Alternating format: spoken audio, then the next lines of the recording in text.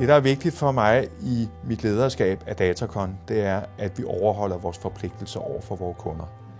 Det kan godt lyde lidt gabende, kedsommeligt, men det er jo det, der skaber et godt samarbejde. Det er den gensidige tillid og troen på, at det, vi har givet os i kast med, det også lykkes.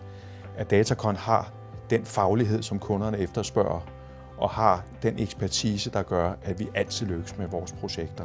Næsten ligegyldigt hvad, for der opstår altid problemer undervejs. Jeg husker for en række år siden, vi havde en medarbejder, som var på sommerferie. Og vi stod og havde hårdt brug for ham. Vi vidste, at han var på en campingplads på Fyn.